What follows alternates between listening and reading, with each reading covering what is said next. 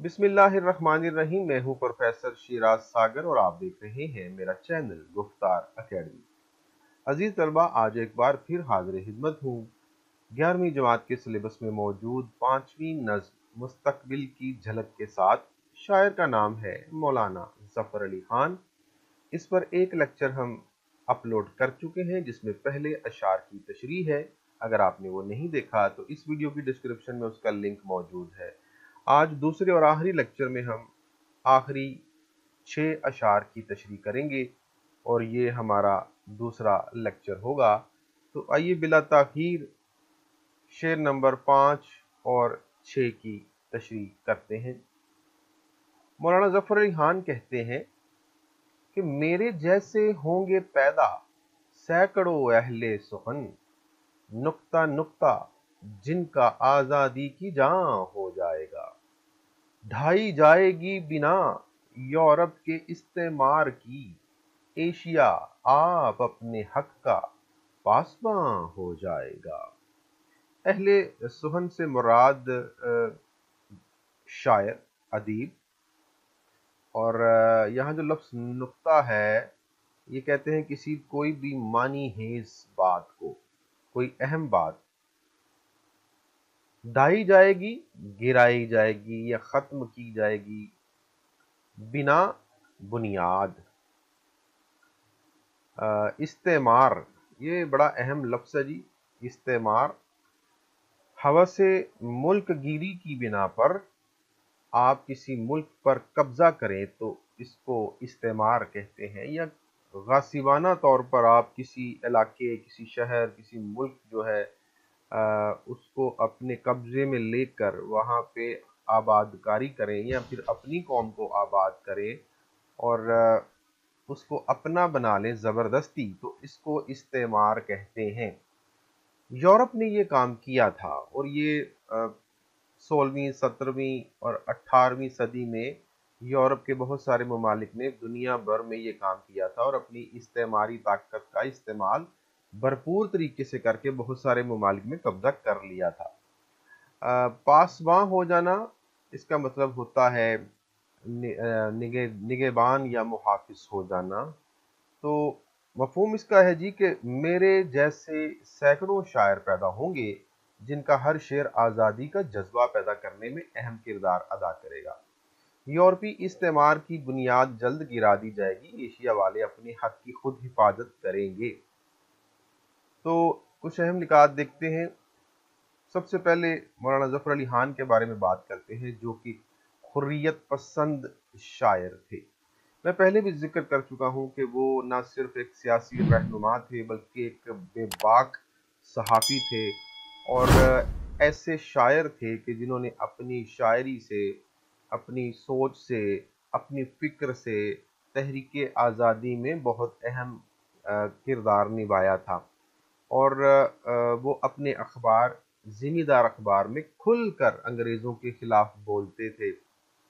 ऐसी खबरें जो है वो लगाते थे जो अंग्रेज़ों के ख़िलाफ़ हों, मुसलमानों के हुकूक के तहफ़्फ़ुज़ के लिए बात करते थे और ये नसर में भी करते थे और शायरी में भी करते थे।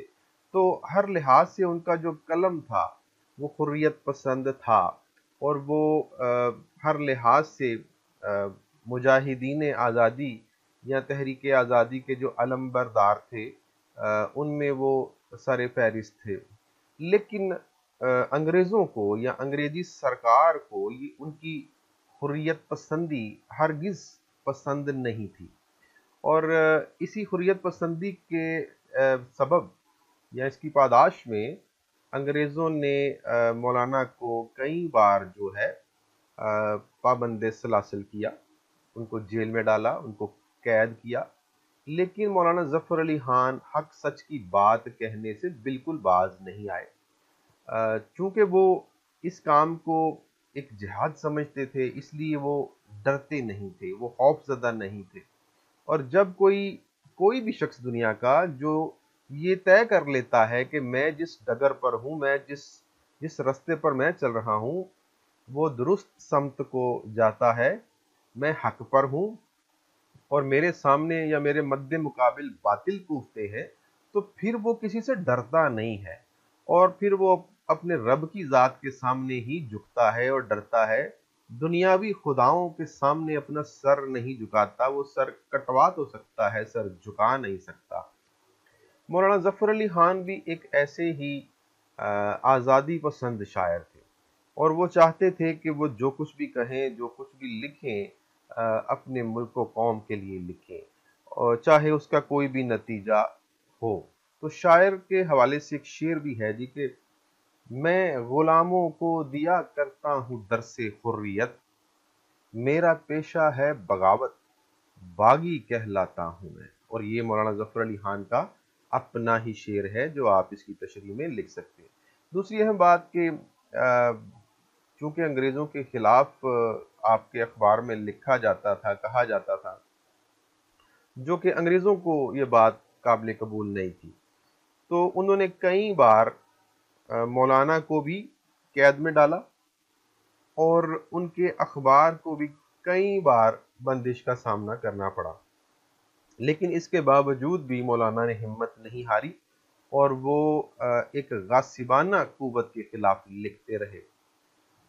عزیز طلبہ، اب ذکر کرتے ہیں ایک اور اہم بات پر کہ مولانا ظفر علی خان جو کہہ رہے ہیں کہ میرے جیسے اور بھی اہل سخن پیدا ہوں گے، اس کا مطلب ہے کہ وہ اپنی بات کو کر رہے ہیں کہ میں غلاموں کو درس آزادی دیتا ہوں، اور میں اسی وجہ سے میں باغی کہلاتا ہوں، لیکن یہی میرا پیشہ ہے اور میں یہی کروں گا، کیونکہ میں حق سچ کی بات کرتا ہوں اور میں باطل قوتوں کے خلاف لکھتا ہوں۔ وہ کہتے ہیں کہ نہ صرف میں ایسا کرتا رہوں گا، بلکہ میرے بعد سینکڑوں اہل سخن یا شعراء کرام جو ہیں وہ ان کا ظہور ہوگا، اور جن کی ایک ایک بات، جن کا ایک ایک لفظ جو ہے وہ آزادی کی خاطر ہوگا، آزادی کے علاوہ وہ کچھ نہیں کریں گے یا کچھ نہیں کہیں گے، یا ان کا قلم جو ہے وہ وقف ہوگا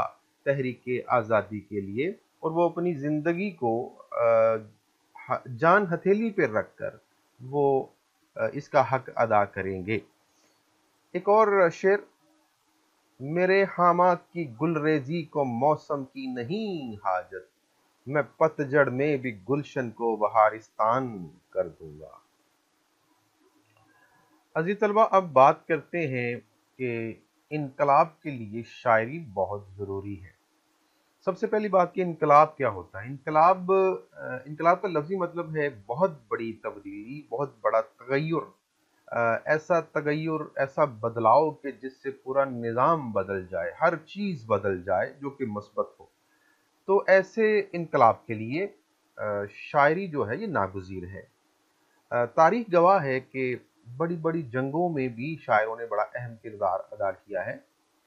قدیم دور میں بھی جب میدان جنگ میں سپاہی جاتے تھے تو سپہ سالار یا بادشاہ اپنے ساتھ شاعروں کو بھی ساتھ لے کر جاتے تھے۔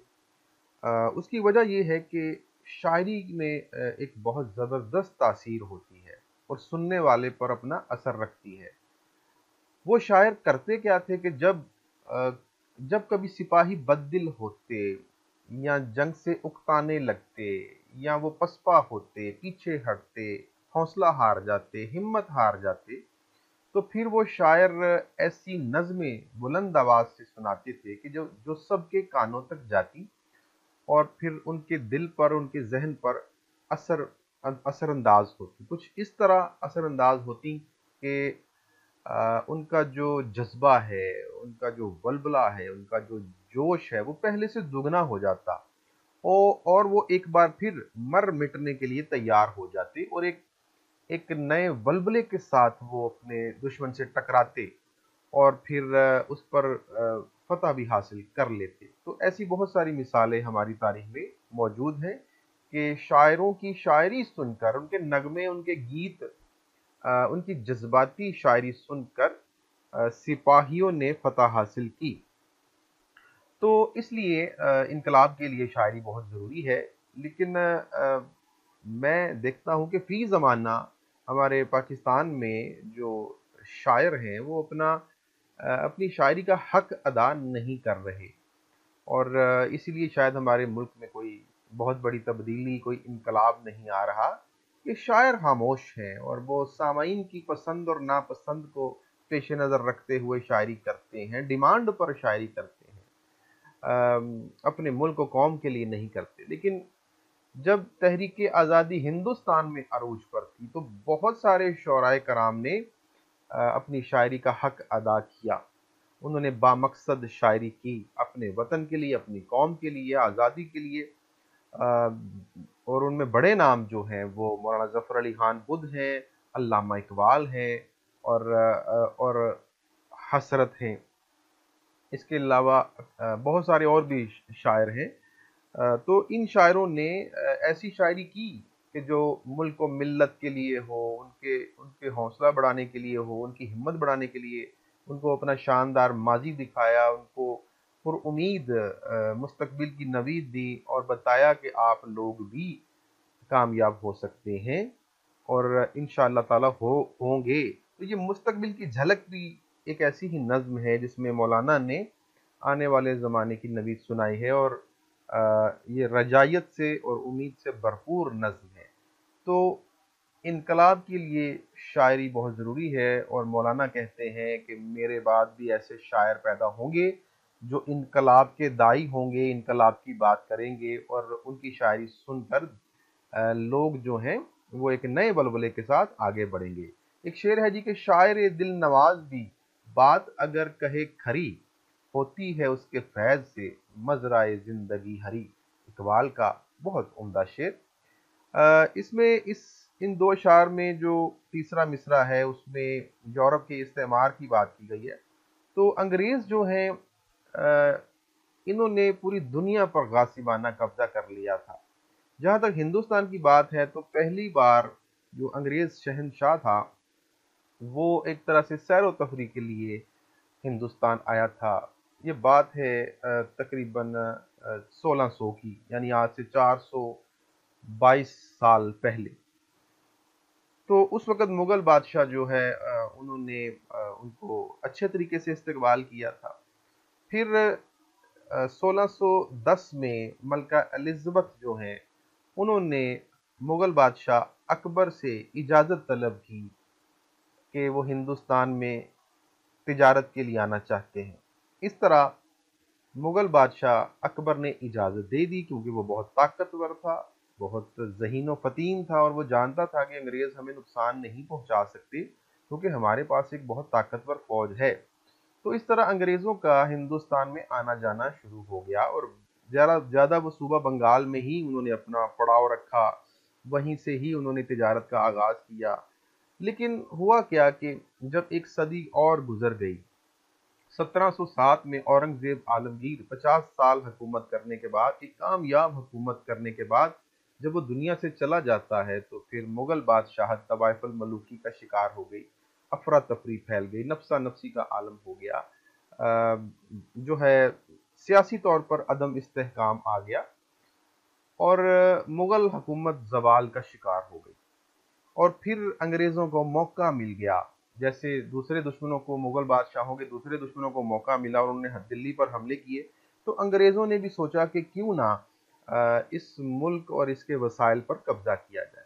तो इस तरह आहिस्ता आहिस्ता उन्होंने यहाँ पे किले बनाने शुरू कर दिए और फिर अपनी फौज भी लाते गए और ताकतवर होते गए और फिर 1757 में उन्होंने बंगाल में नवाब सिराजुद्दौला को मीर जाफर की गद्दारी के सबब शिकस्त दी और बंगाल पर कब्जा जमा लिया। और फिर आहिस्ता आहिस्ता ये सिलसिला जारी रहा और कई दहाइयों तक जारी रहा और फिर 1803 में वो दिल्ली में भी दाखिल हो गए। फिर भी बराए नाम हुकूमत थी जो कि तकरीबन आधी सदी और चली और आखिरकार 1857 की जंग आज़ादी के बाद अंग्रेज पूरे मुल्क पर काबिज हो गए और दिल्ली की जो बादशाहत है वो बराह रास्त जो है हुकूमत बरतानिया की अमलदारी में चली गई और फिर मुगलों का जो आखिरी बादशाह था उसको भी तख्त से उतार दिया गया और उसे रंगून की जेल में भेज दिया गया। तो ये था एक मुख्तसर सा एक पस मंज़र अंग्रेज़ों का कि वो किस तरह यहाँ पे आए। तो ये थी वो इस्तेमारी ताकत कि उन्होंने अपनी ताकत के बलबूते पर हिंदुस्तान के वसाइल, हिंदुस्तान के शहरों पर कब्जे किए, अंग्रेज़ों को लाकर यहाँ आबाद किया और हिंदुस्तान के लोगों को ये बावर करवाया कि हम आपके मोहसिन हैं, हम आपकी तरक्की चाहते हैं, हम आपकी बेहतरी चाहते हैं। एक शेर देखिएगा, किसी रोज़ खुद गर्क हो जाएगी, बहुत बह चुकी है ये कागज़ की नाव। और आखिरी बात कि अंग्रेज़ों की तबाही और एशिया की आज़ादी की पेशगोई की है मौलाना ने। तो मौलाना चूँकि साहिब बसीरत शायर थे और वो जानते थे कि आने वाला ज़माना कैसा होगा, उन्होंने एक पेशगोई की है, क्योंकि वो अंग्रेज़ों को बखूबी जानते थे, उनकी तहज़ीब से भी वाकिफ़ थे, उनके रहन-सहन से वाकिफ़ थे, और वो अपने मुसलमान भाइयों को अपनी कौम से भी वाकिफ़ थे कि ये कौम जब बेदार होगी तो फिर एशिया को आज़ाद करवा लेगी और अंग्रेज़ों को यहाँ से निकाल बाहर करेगी। तो अंग्रेज़ों की तबाही का आगाज़ 1939 से होता है, जब दूसरी आलमी जंग शुरू होती है, जिसमें हुकूमत बरतानिया भी पेश थी, जो कि जर्मन के साथ या हिटलर के साथ उसके खिलाफ हुई। और ये बहुत बड़ी जंग थी जिसमें पूरी दुनिया शरीक हुई और ये तकरीबन 6 साल रही। और फिर 1945 में जब अमेरिका ने जापान पर एटम बम गिराए तो ये जंग जो है ख़त्म हुई। लेकिन इन 6 सालों में इत्तेहादी अफवाज जो है उनका भी जनाजा निकल चुका था और उनका बहुत ज़्यादा नुकसान हो चुका था। हुकूमत बरतानिया भी कमज़ोर हो चुकी थी, हर लिहाज से मुआशी तौर पर भी कमज़ोर हो गई थी। यही यहूदी या फिर जो सेहोनी बैंक थे, वहाँ से कर्जे ले लेकर उन्होंने जंग लड़ी थी और अफरादी कुव्वत में भी कमी आई थी। बहुत सारे ममालिक जहाँ पर वो हुकूमत कर रहे थे, वहाँ से गिरफ्त ढीली पड़ गई थी और इसी तरह ईस्ट इंडिया कंपनी जो थी वो भी कमज़ोर हो गई थी। तो अब लग रहा था कि ये वापस चले जाएंगे और उनकी तबाही का आगाज़ हो चुका था। बल्कि ये नज़्म तो पहले लिखी जा चुकी थी, ये तो एक तरह से पेशगोई थी। तो मौलाना की ये पेशगोई चंद ही सालों में पूरी हो गई और इस तरह अंग्रेज़ों ने वापसी का सफ़र जो है वो उसका फ़ैसला कर लिया। तो एशिया जो है उसके बहुत सारे ममालिक आज़ाद होना शुरू हो गए और हिंदुस्तान की आज़ादी भी करीब आ गई। तो इसलिए शायर कहते हैं कि ये जो इस्तेमार की बुनियाद रखी थी अंग्रेज़ों ने एशिया पर, वो एक दिन गिर जाएगी, ख़त्म हो जाएगी, टूट जाएगी और ये इस्तेमार की जो बुलंदो बाला इमारत है, ये गिर जाएगी और एशिया अपने हक का खुद मुहाफिज बन जाएगा, इसको आज़ादी मिल जाएगी। और ये पेशगोई बहुत जल्द पूरी भी हो गई। तो एक शेर के साथ अ, इन अशार की तशरीह को मुकम्मल करते हैं। पड़ी है खलबली मगरिब में ये बरकी खबर सुनकर कि मशरिक के मुसलमान फिर मुसलमान होते जाते हैं। तो आइए अजीज तलबा अब अगले दो अशार पढ़ते हैं, यानी शेर नंबर 7 और 8, और इन पर बात करते हैं। नगमा आज़ादी का गूंजेगा हरम और दैर में, वो जो दारुल हर्ब है दारुल अमा हो जाएगा। हमको सौदा है गुलामी का कि आज़ादी की धुन, चंद ही दिन में हमारा इम्तहां हो जाएगा। इसका मफहूम कुछ यूं है कि आज़ादी के नगमे मस्जिद और मंदिर से सुनाई देंगे। बर्रे सगीर जो दारुल हर्ब बना हुआ है, आज़ादी के बाद अमन का गहवारा होगा। हम गुलामी चाहने वाले हैं या फिर हमें आज़ादी की लगन है, इस बात का फैसला थोड़े ही दिनों में हमारे इम्तिहान के बाद हो जाएगा। पहली बात कि इसमें हिंदुओं और मुसलमानों दोनों की तर्जमानी की गई है। नगमा, इसका मतलब कोई गीत, कोई तराना, कोई गाना वगैरह। हरम का वैसे तो मतलब है खाना काबा, उसकी चार दीवारी, लेकिन इसका एक मतलब मस्जिद भी है और इसका एक मतलब मुसलमानों की इबादत गाह भी है। दैर, ये मंदिर को कहते हैं या बुतकदे को कहते हैं या फिर हिंदुओं की इबादत गाह को भी कहते हैं। दारुल हर्ब का मतलब होता है जंगो जदल का मकाम, या जंग का घर, जहाँ पे जंग लगी हो। लोग एक दूसरे को कत्ल कर रहे हो, हाना जंगी जैसा माहौल हो, तो उसको दारुल हर्ब कहते हैं।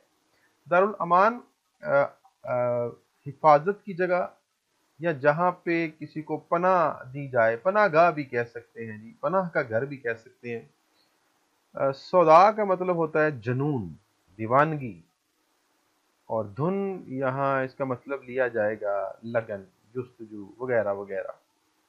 तो शायर इसमें हिंदू और मुसलमानों दोनों की बात कर रहे हैं, और ये बात रोज़े रोशन की तरह आया है कि उस दौर में जब अंग्रेज हिंदुस्तान पर काबिज थे और अपनी इस्तेमारी ताकतों का इस्तेमाल कर रहे थे, तो उस दौर में हिंदू और मुसलमान दोनों आज़ादी के हाँ हाँ थे।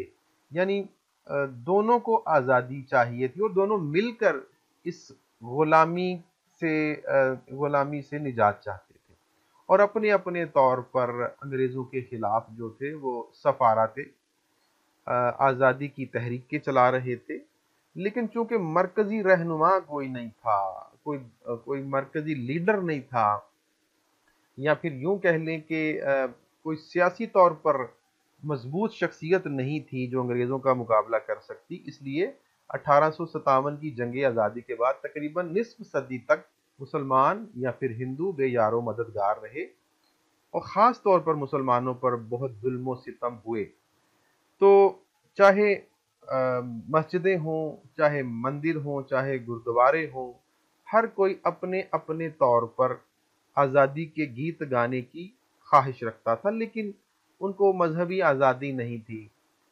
जो अंग्रेज़ थे वो अ, अपने तौर पर तमाम मज़ाहिब को दबा रहे थे, और उसके साथ साथ वो कोशिश करते थे कि अपने मजहब की भी तबलीग की जाए। एक शेर देखिएगा कि आज़ादी का एक लम्हा है बेहतर, गुलामी की हयाते जाविदा से। तो अंग्रेज़ों की तरफ से अपने मजहब की तबलीग जारी रही। वो ईसाइयत की तबलीग करते थे, बड़े बड़े मजहबी उलमा और स्कॉलर्स को यूरोप से लेकर आते थे, और फिर अपने मजहब का प्रचार करते थे। तो अंग्रेज़ों ने अपने मजहब का प्रचार शुरू कर रखा था। इसके साथ साथ वो दूसरों की जो मजहबी रिवायात हैं उनको दबाने की कोशिश कर रहे थे, और एक तरह से मजहबी टकराव की कैफियत पैदा हो गई थी।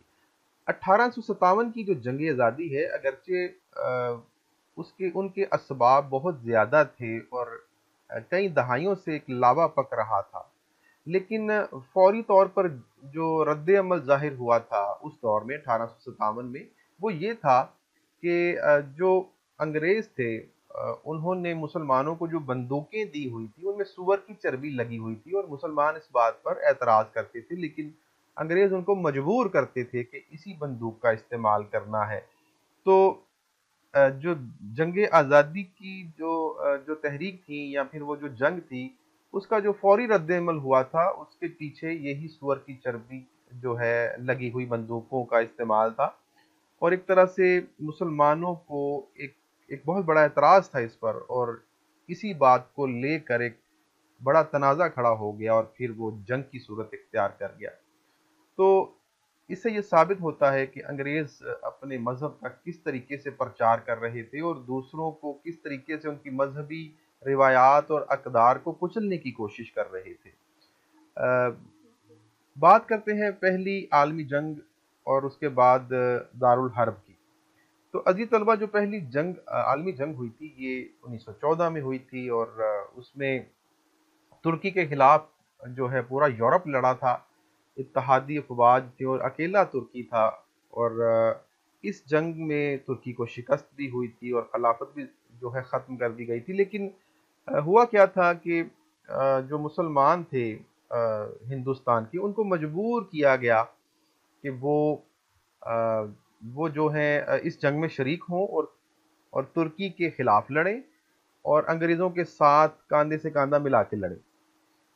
जब मुसलमानों ने एतराज़ किया, तो उन्होंने यकीन दिलाया कि ना तो हम खिलाफत को ख़त्म करेंगे, और ना ही मुसलमानों के मुक़द्दस मकामात जो है उनको मिस्मार किया जाएगा या उनको कोई नुकसान पहुँचेगा। तो ये वादा किया गया, लेकिन बाद में वादा खिलाफ़ी हुई, तुर्की की खिलाफत को भी ख़त्म किया गया और मुक़द्दस मकामात को भी रौंदा गया। ان کو پامال کیا گیا، مسلمانوں کے جذبات مجروح کیے گئے۔ تو اس بات کو لے کر ہندوستان کے علماء جو تھے انہوں نے ہندوستان کو دارالحرب قرار دیا، یعنی جنگ و جدل کا مقام، اور کہا کہ سارے مسلمان جو ہیں وہ افغانستان کی طرف نکل جائیں اور ہندوستان کو چھوڑ دیں۔ تو اس طرح ہزاروں مسلمان جو ہیں اپنا گھر بار بیچ کر، اپنا سامان ساتھ لے کر، اپنے خاندان سمیت افغانستان کے بارڈر کی طرف چل پڑے۔ لیکن اس دور میں جو افغانستان کا جو حاکم تھا اس نے پناہ نہیں دی اور مسلمانوں کو اپنے ملک میں آنے کی اجازت نہ دی، اور اس طرح وہاں کے بارڈر سے پھر وہ سارے مسلمان واپس لوٹے، اور واپس لوٹ کر پہلے سے بھی زیادہ ہستہ حالی کا شکار ہوئے۔ تو شاعر نے اس واقعے کو پیش نظر رکھ کر ہندوستان کو دارالحرب قرار دیا ہے کہ یہ جو جنگ و جدل کا مقام ہے، یعنی ہندوستان، جس کو مسلمان علماء نے دارالحرب قرار دیا ہے، یہ ایک دن انشاءاللہ تعالی دارالامان بن جائے گا، اور یہاں لوگ پناہ حاصل کیا کریں گے۔ مسلمانوں کو تو افغانستان نے پناہ نہیں دی، لیکن دوسروں کو مسلمان پناہ ضرور دیں گے۔ اب یہ پیشگوئی جو ہے یہ اس دور میں تو سچی ثابت نہیں ہوئی، لیکن پاکستان بننے کے بعد 1980 میں جب رشیا نے افغانستان پر حملہ کر دیا تو پھر کہیں جا کر یہ پیشگوئی پوری ہوئی، اور افغانیوں کو پاکستان نے اپنے ملک میں پناہ دی۔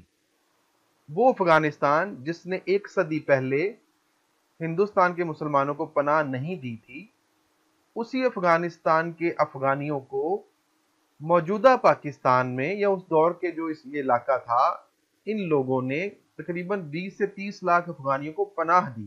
تو دیکھیے کس طریقے سے مولانا ظفر علی خان کی یہ جو پیش گوئی ہے 70-80 سال بعد جا کر پوری ہوتی ہے، تو لیکن پوری ہوئی۔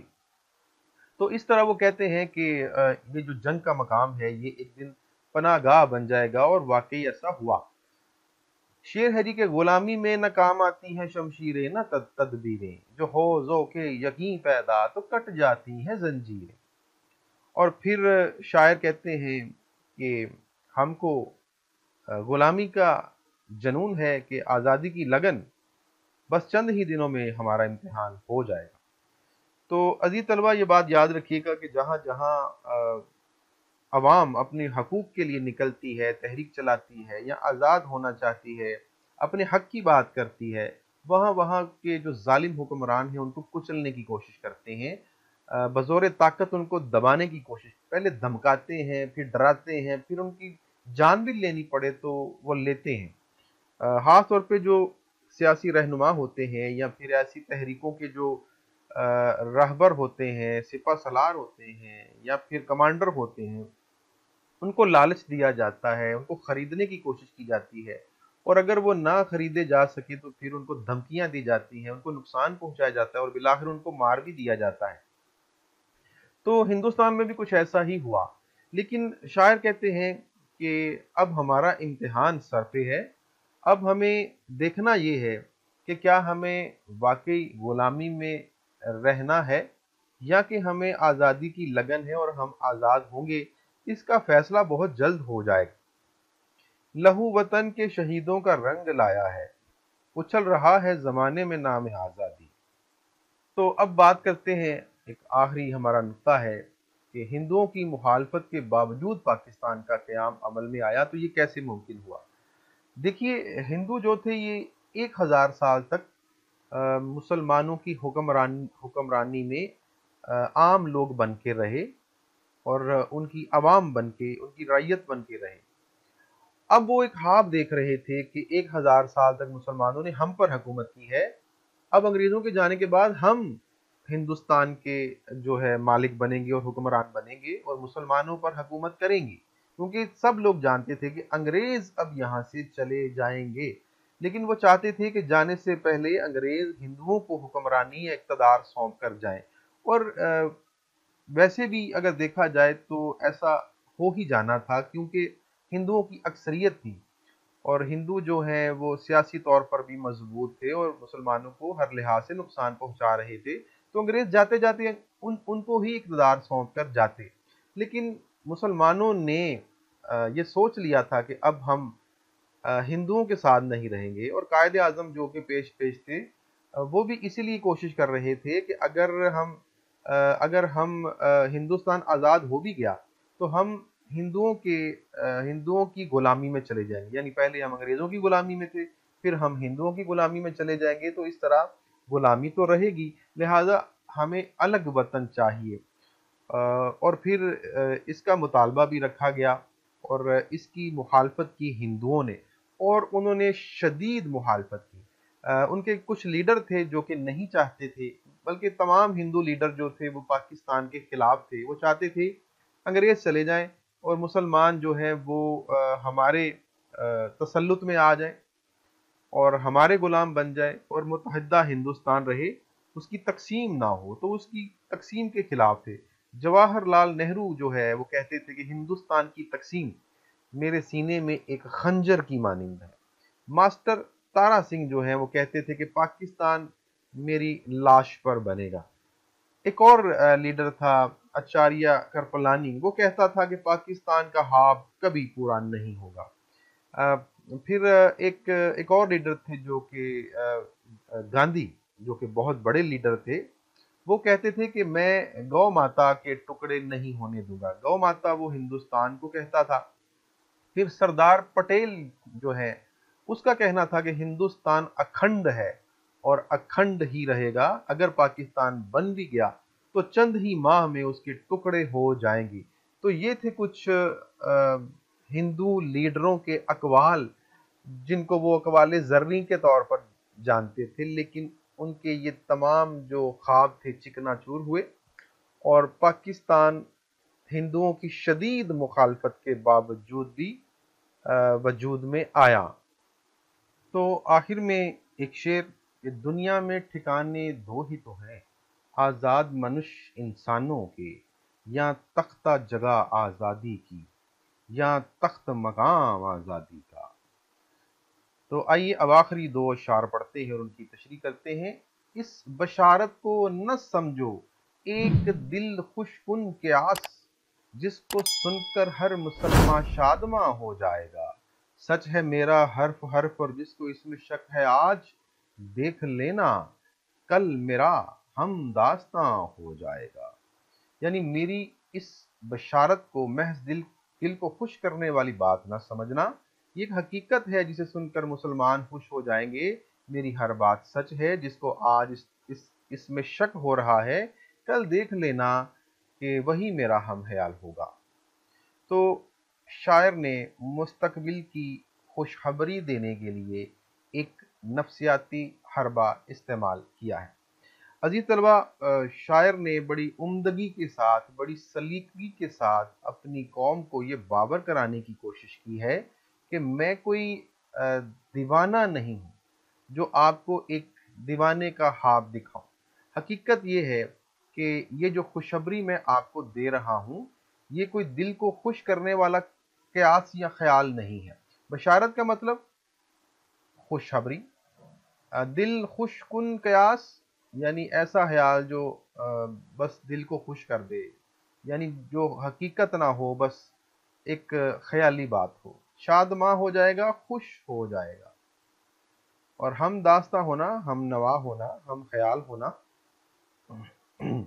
तो मौलाना ज़फ़र अली खान ने अपनी कौम से आखिर में इस नज़्म में मुखातिब होकर कहा है कि ये जो मैं आप लोगों को खुशखबरी सुना रहा हूँ कि एक दिन आज़ादी मिलेगी, एक दिन ग़ुलामी से निजात होगी, एक दिन मुसलमानों का खून जो है वो नई तामीरात और नए जहान की बुनियाद बनेगा। अंग्रेज़ यहाँ से चले जाएंगे, हम आज़ाद हो जाएंगे, आज़ादी के नगमे गूंजेंगे, और ये जो जंगो जदल का मकाम है ये एक दिन पनाह गाहें शुमार किया जाएगा, या यहाँ पे पनाह गाह होगी और हम दूसरों को पनाह दिया करेंगे, और एशिया आप अपने हक का खुद मुहाफिज होगा। ये जो बात मैं कर रहा हूँ ये सिर्फ एक आर्जी खुशखबरी नहीं है, और ना ही ये मैं आपको फकत खुश करने के लिए कहानियां सुना रहा हूँ।